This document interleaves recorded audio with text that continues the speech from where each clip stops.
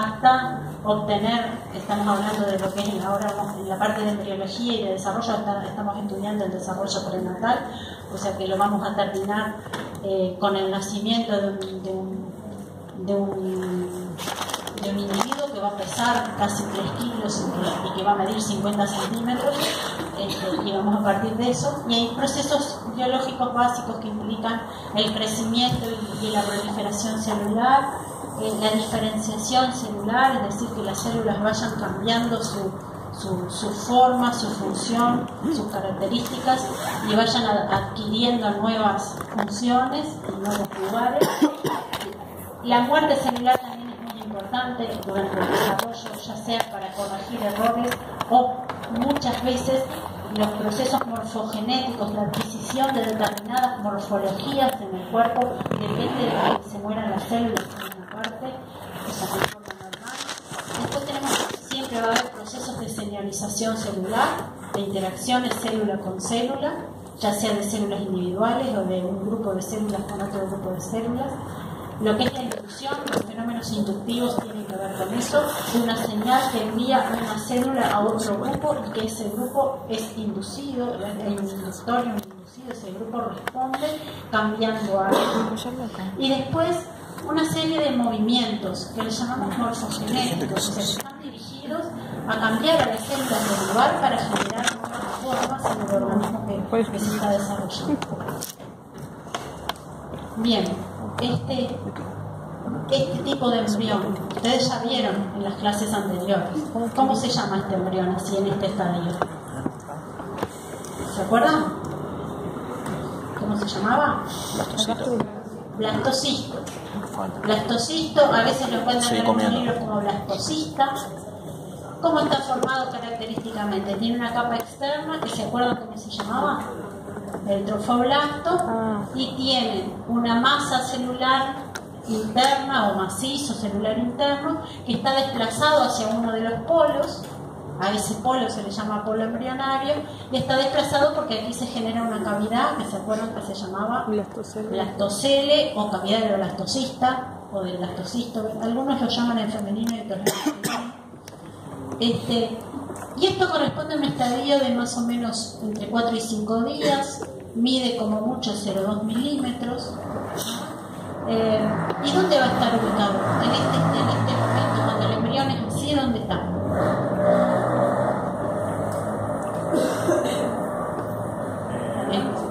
En el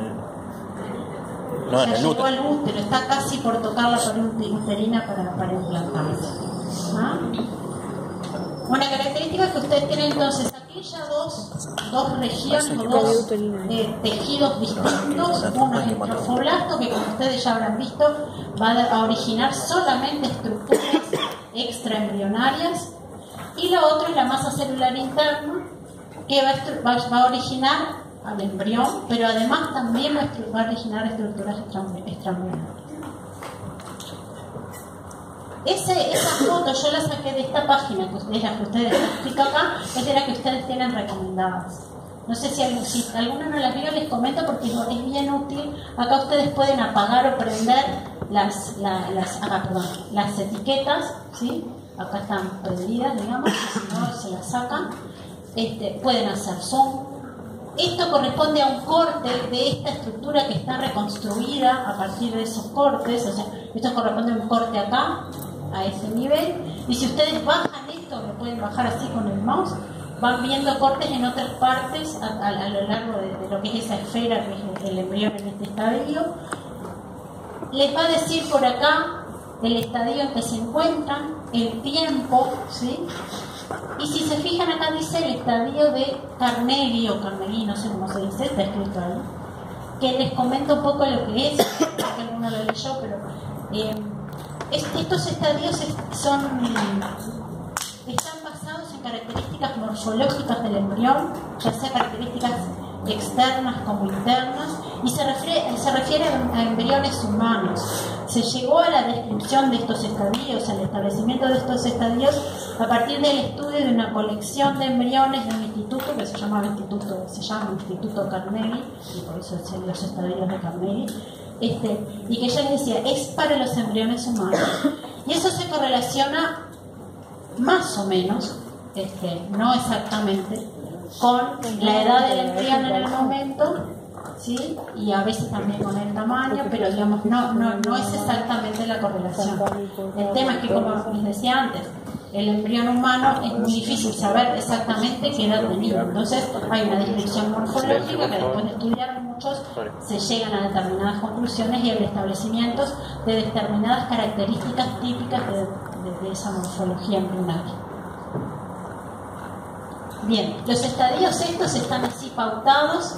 Fíjense que acá hay una escala, el único que no está a escala es ¿no? Pero que está acá representado, es así chiquitito, acá está como es el estadio 1, es el estadio de cigoto, ¿sí? Y después va a ir creciendo y cambiando de forma. Y si ustedes se fijan acá, llegamos hasta el estadio 23, ¿sí? Estos 23 estadios se describen para las primeras 8 semanas. Ya después de terminar la 8ª semana ya pasaríamos a llamarle feto, ¿no?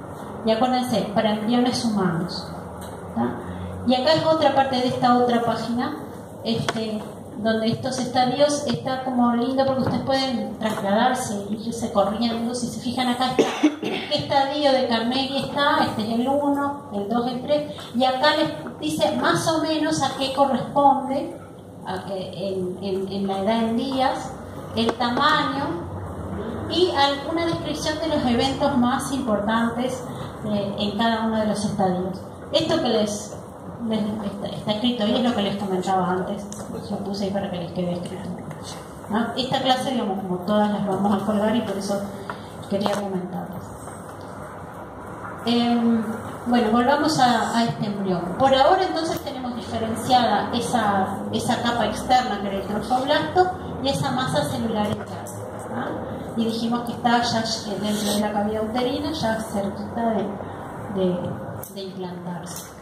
Por ejemplo, es un embrión de 6 días, ya en el estadio 4 de Carnegie, y tenemos, bueno, toda la parte del trofoblasto. Si se fijan acá, ahora se lo pongo con un poquito más de aumento, ya está como adhiriéndose, ya hay una diferenciación de sincicio trofoblasto. ¿Se acuerdan que estaba el cito y el sincicio? Después, cuando se empezaba a diferenciar, los embriones humanos, igual que los de los primates, se implantan, como lo han visto ya, por el polo embrionario, ¿sí? Por la parte que queda con el macizo celular interno. Y no sé si alcanzan a ver, que se lo pongo con más aumento en la siguiente, ya que hay como una diferenciación dentro de la masa celular interna. Hay una diferenciación de una capa aplanada, de células aplanadas, como un epitelio plano, ¿sí? Acá las flechas lo que señalan es el trofoblasto, el cito y el sincicio. Y acá en la masa celular interna, lo que sería la primera diferenciación dentro del embrión futuro, dentro de esa masa, que sería el lipoblasto y el epiblasto, ¿sí? Aquí ya diferenciamos dos capas. Eso establece ya una polaridad del embrión, de manera que el lipoblasto va a ser la parte ventral y el epiblasto va a ser la parte dorsal. Igual por ahora, como vamos a ver después, el lipoblasto no va a ser parte del embrión, sino que va a ser desplazado hacia estructuras extraembrionarias, y vamos a ver qué es lo que ocurre. Si ustedes se fijan en el anterior, acá en el epiblasto, no hay una estructura demasiado, no sé, se parece un poco a lo que era la masa celular interna anterior. Y acá, que estamos ya en un estadio, ya estamos en la segunda semana, pasada la mitad de la segunda semana, y acá ya el epiblasto se organizó como en un epitelio, ¿sí? Y seguimos teniendo ahí el lipoblasto, pero lo que sí vemos es cómo se ha formado, y esto se forma a partir del lipoblasto, una capa delgada que se continúa y va como a revestir el trofoblasto por dentro.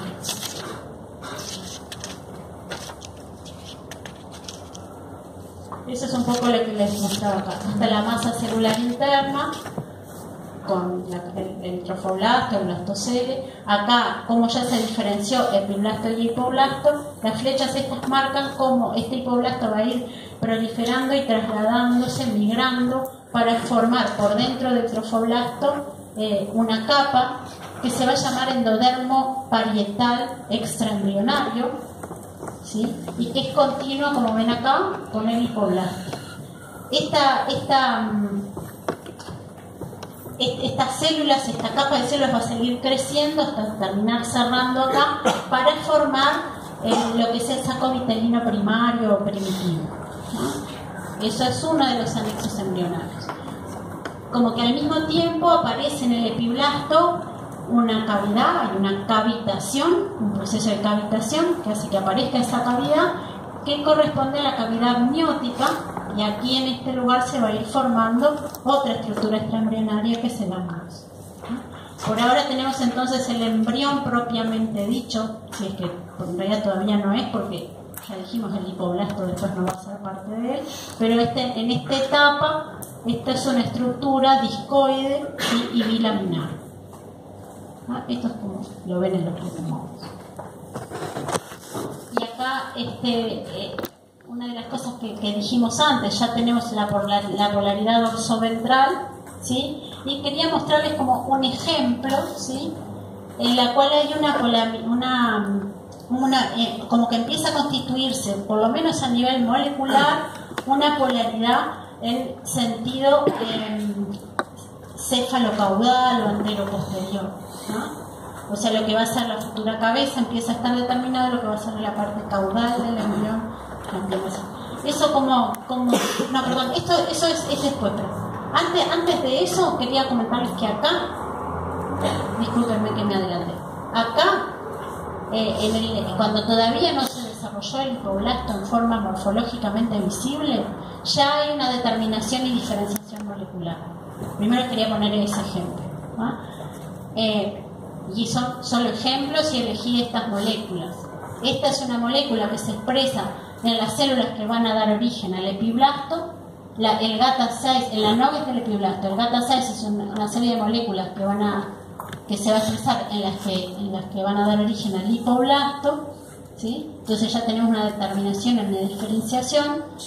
Y lo que va a ocurrir es que las células que expresan el GATA6 van a tener que trasladarse y lograr llegar a la zona donde después va a ser el hipoblasto y quedar localizadas acá, ¿sí? Y también es un ejemplo de muerte celular, porque aquellas células que expresan esa molécula, la GATA6, pero no logran llegar al hipoblasto, van a morir por apoptosis. O sea que en estas etapas bien tempranas ya puede haber apoptosis. La célula que expresa la molécula amarilla, si no llega hacia la zona del hipoblasto, va a morir.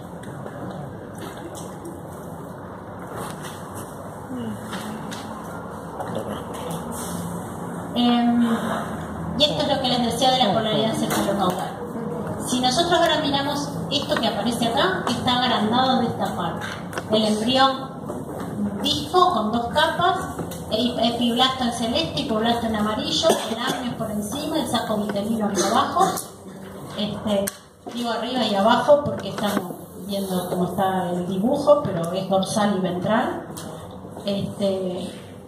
Y acá tenemos en celeste este epiblasto que expresa estas moléculas, nodal, la familia de las Wnt, y en el hipoblasto hay un grupo de células que cuando se están formando van a migrar hacia uno de los bordes, y esas células que migran, o sea, estas células van a expresar estas moléculas que son el Cerberus y el LEFT1, y estas moléculas tienen la capacidad de inhibir a nodal, ¿sí? O estas moléculas que están en el epiblasto que tienen al lado, ¿sí? Y eso va a impedir que esta molécula exista y que cumpla su función. Estas moléculas lo que van a determinar, ¿sí? en el lugar donde no existen las moléculas inhibitorias, es la generación de una estructura que se llama línea primitiva, ¿no? O sea, las moléculas que participan en eso son estas que aparecen acá, cordina, nodal, Wnt. Cuando esto no está inhibido, se desarrolla la línea primitiva, ¿no? Entonces, inicialmente, cuando aún todavía no ha aparecido esta estructura, las moléculas, las células estas que expresan esto, igual ya hay una polaridad a nivel molecular, aunque no la veamos, a nivel molecular existe, y después va a determinar la polaridad ya morfológica. La aparición de una estructura en un borde nos va a determinar que esa estructura está marcando la parte posterior de ese entorno. Y por lo tanto el extremo opuesto va a ser el extremo anterior. Bien, dijimos, acá lo vemos como más avanzado, habíamos visto hasta acá, habíamos visto cómo las células esas que migraron desde el hipoblasto van a formar acá el endodermo parietal, que va a formar la pared de esta estructura que se llama saco vitelino. Cuando esto se completa va a ser ese saco vitelino primario o primitivo, ¿sí? Y lo otro que ocurre es que a partir de ese endodermo parietal, este sector del endodermo de la pared del saco vitelino, se diferencian unas células de tipo mesenquimal, ¿sí?, que forman lo que sería el mesodermo extraembrionario, ¿sí? Por ahora a nivel de lo que es el embrión tenemos solo 2 capas. Por fuera del embrión, a partir del endodermo parietal, originado a partir del hipoblasto, van a aparecer estas células mesenquimales que quedan intercaladas entre ese endodermo parietal y el trofoblasto. ¿No? Entonces, el saco vitelino primitivo va a quedar como rodeado, separado del trofoblasto por ese mesénquima o mesodermo extraembrionario, que aparece antes de que aparezcan las 3 capas en el embrión. Les mostraba porque es bien parecido a como está acá. Si ustedes se fijan acá, aparece esta estructura, que es la pared de ese saco vitelino primario, y el tejido mesenquimal que separa la pared del saco vitelino del trofoblasto. Acá, si ustedes se fijan, desapareció la pared, el techo del saco vitelino, del amnios, que acá estaba. Se describe que hay un periodo donde desaparece, pero después se vuelve a formar, ¿sí? ¿Y qué es lo que vemos acá? Acá se nota esta capa bien plana, está como aplastado, pero la cavidad del amnios ya existe, ¿no? Por ahora estamos viendo estas 2 estructuras extraembrionarias, el amnios en sentido dorsal en comunicación con el epiblasto, el saco vitelino en comunicación con el hipoblasto en sentido ventral, y un embrión que es plano. Posteriormente el saco vitelino va a sufrir como una constricción, de manera que se va a quedar como más chiquito y el resto va a quedar como, a veces le llama como quistes o unos restos de ese saco vitelino primario, y este saco vitelino que se forma recibe el nombre de saco vitelino secundario, siempre en contacto con el hipoblasto. Ven como acá también las células mesodérmicas ya hay más cantidad y van como adaptándose a lo que es a formar como si fuese un conjuntivo en contacto con los elementos epiteliales, ya sea contra el trofoblasto y contra el epitelio del saco vitelino y contra el epitelio del amnios, ¿no? Siempre por fuera de lo que es el embrión propiamente dicho. Bien, y es lo que vemos acá. Acá ya estamos un poco más avanzados. Acá tenemos el amnios, ¿sí? Saco vitelino abajo, este epitelio más grueso que es el epiblasto, y aquí el hipoblasto, ¿no? Es lo que aparece ahí. Y acá no se ve, pero digamos, ese mesodermo que está como rodeando el contacto con los epitelios de la pared del saco vitelino y del amnios, en un momento empieza a haber una cavidad que separa ese mesodermo como en 2 hojas, una que queda contra el saco vitelino y el amnios y otra que queda contra el trofoblasto, pero en un determinado lugar permanece un sector de mesodermo que es lo que se llama el pedículo de fijación, ¿tá? Ese mesodermo lo deja unido a esta estructura embrionaria, la mantiene unida a la pared uterina. Bueno, los elementos extraembrionarios, in sitio y citotrofoblasto, y los elementos epipoblasto, el sacovitelino y el amnio.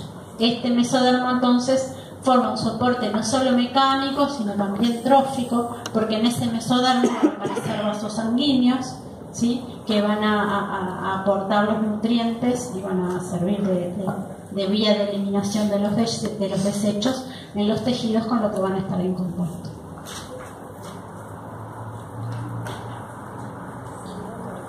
Bien.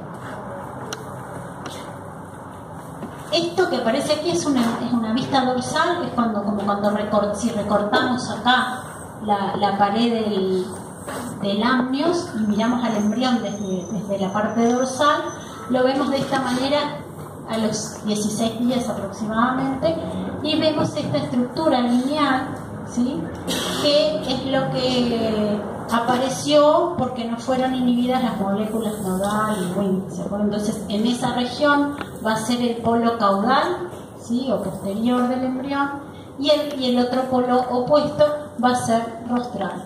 Esta línea primitiva es una estructura importante, aparece alrededor del día 15, o sea, al inicio de la tercera semana después de la fecundación, y fíjense, marca el inicio de la gastrulación, ¿no? Marca, como les decía, morfológicamente el polo posterior, y por lo tanto el otro es anterior, o sea que define el eje cefalocaudal, pero a su vez, como es una línea, define lo que sería derecha e izquierda, hacia un lado de lo que es el eje lateral. Fíjense que realmente por ahora estamos en 1 milímetro de diámetro, o sea, es un disco de 1 milímetro de diámetro. Bien, un poco lo que veníamos diciendo, ¿no?, las características. Lo que va a ocurrir durante la gastrulación es que va a haber una serie de movimientos muy coordinados de las células, ¿sí?, que van, o sea, también va a haber algo de proliferación, que va a llevar a la formación de las 3 hojas embrionarias, ectodermo, endodermo y entre ambas capas del mesodermo, ¿sí?, formando un embrión trilaminar a partir de un embrión bilaminar, ¿no? Esos movimientos involucran a todo el embrión, los movimientos que ocurren durante la gastrulación, y hay que tener en cuenta, bueno, que quedan establecidos los 3 ejes corporales después de la gastrulación, o sea, el dorso ventral, el anteroposterior o cefalocaudal o rostro caudal, y el lateral, lo que sería el eje derecha-izquierda. Y hay que tener en cuenta que los patrones de la gastrulación varían entre las especies, pero a nivel humano asumimos y extrapolamos la información que hay de otro, además de esta información del estudio de los embriones tempranos de la colección de Carnegie, también puede haber algunos aportes, ¿no?, de algún artículo nuevo de eso, pero además hay aportes del estudio de estos procesos en otros mamíferos o en las aves. En el caso de las aves, la gastrulación ocurre en un disco plano también.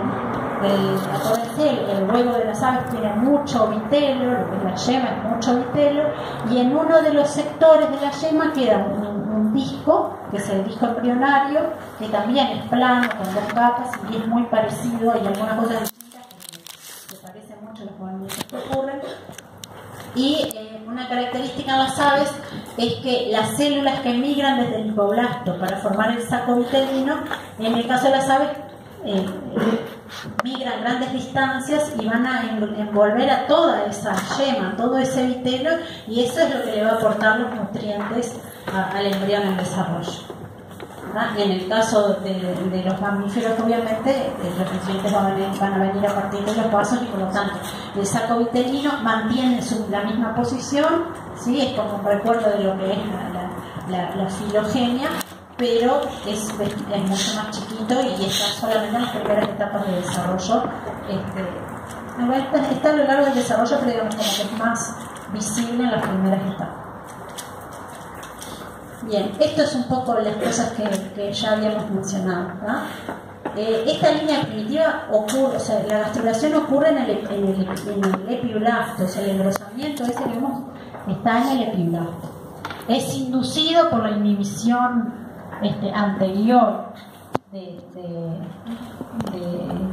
de esas moléculas que vimos, entonces al no estar esa inhibición se forma la línea primitiva en uno de los polos, pero ocurre dentro del epiblasto, ¿no? Al inicio esa línea es triangular, como veíamos en el dibujito anterior, pero después se forma una línea verdadera, llega a tener una longitud de casi 3/4 de lo que es el embrión total, ¿sí? Se va alargando, primero un poquito en el borde, después se va alargando en dirección cefálica y después regresa, ¿no? Después regresa, eso significa que se va cortando de nuevo hacia la parte posterior y va a terminar desapareciendo, ¿no? Va a desaparecer después de la 4ª semana, ¿no? El proceso de gastrulación siempre lo describimos en la 3ª semana, ¿no? La gastrulación ocurre durante la 3ª semana, o sea, aparece la línea primitiva el día 15 y el periodo de gastrulación se lo define como la 3ª semana, por lo menos donde aparecen las primeras, las cosas, los eventos más importantes. Como ven acá, ahora lo vamos a ver de nuevo, el extremo anterior de la línea primitiva se llama nodo o nódulo primitivo. Y entre la bibliografía que les mostré al principio aparecen los cuadernos prácticos de Tuchman, que en la biblioteca hay algunos que son libros muy muy viejos que no se editaron de nuevo en la biblioteca de la, pero como, o sea, los puse, sirven mucho, son muy muy esquemáticos, como demasiado esquemáticos, pero a veces eso ayuda mucho a entender las cosas, y por eso en la clase van a ver que les voy a poner este tipo de esquemas, ¿no? Porque igual aunque vayan a la biblioteca alguno podrá leerlo, pero no están todos, pero si consiguen están buenos para entender. Cuando no entiendan algo, cómo pasa, que en embriología a veces es complicado entender, traten de mirar en el Tuchman, ¿no? Esto es un esquema de Tuchman. La línea primitiva, una de las características que tiene es que todo a lo largo de la línea se forma un surco primitivo, y en el extremo que dijimos que era el nodo primitivo, nódulo primitivo, nodo de Hensen. Algunos autores dicen que el nodo de Hensen es solo en las aves, en otros libros lo encuentran como sinónimos. Todo tiene que ver con lo que es el extremo anterior de la línea primitiva, que tiene funciones importantes como organizador de lo que sería todo el mesodermo axial, que es un gran organizador. Ahora lo vamos a ver por qué, ¿no? En lo que es la formación de esa línea primitiva, las moléculas principales, digamos, serían de la familia de Wnt, influyen distintos factores de crecimiento. En particular se sabe que es muy importante el factor de crecimiento transformante beta, pero debe haber otros. Y allí va a ocurrir, en esa línea, o sea, durante este periodo va a ocurrir proliferación, migración y una redistribución de las células, ¿sí? Internamente dentro del epiblasto, las células van a migrar hacia la línea primitiva y se van a... o sea, eso genera movimientos como de extensión de la línea, que dijimos que se alarga, después se acorta, de extensión y de convergencia, o sea, que llegan todos hacia ese mismo lugar donde está la línea. Y allí, a nivel de la línea primitiva, las células epiblásticas se van a invaginar, eso implica se van a introducir, se van a meter hacia adentro, y van a pasar desde dorsales hacia posiciones más ventrales, ¿no? O sea, hay ese tipo de movimiento. Desde el epiblasto hacia la línea, o sea, movimientos dentro del propio epiblasto, y a nivel de la línea, las células atraviesan hacia la parte ventral y se desprenden del epiblasto para ir hacia otras posiciones. Una cosa que se ve bien en estos esquemitas, siempre queda como bien claro cómo el epiblasto se continúa acá con la pared del amnios y el hipoblasto se continúa con la pared del saco vitelino, ¿sí? Y acá lo que se ve, esto más celeste, es el mesodermo extraembrionario. Ven que acá en el embrión todavía no hay mesodermo, pero acá sí ya lo hay. Esto es un poco lo mismo que veíamos, pero para mostrar cómo a nivel de la línea primitiva ocurre esa migración. Acá está estas flechas no están mostrando la migración dentro del epiblasto, sino que están mostrando la migración dentro de la línea primitiva hacia ventral y dentro de la parte ventral cómo se trasladan dentro del disco. Si hacemos un corte a este nivel, como aparece acá, y esto fuera un embrión de 14 a 15 días, veríamos esto, el surco que está a lo largo de la línea, en ese corte, y vemos cómo la célula, acá no sé si se nota, la parte del piso del embrión, que por ahora es hipoblasto, está en verde, que está en verde acá también, ¿sí? Y a nivel de la línea las células se meten desde el hipoblasto y se introducen y se entremezclan con las células, desde el epiblasto y se entremezclan con las del hipoblasto. Por eso ven acá algunas células amarillas y a medida que van proliferando y se van desplazando, van como desplazando hacia afuera del embrión a las células del hipoblasto. De manera que si hacemos un corte en el mismo lugar, en un embrión un poquito después, en 16 días, todo esto ya va a ser amarillo y lo verde va a estar para los lados, ¿no? Para allá lejos.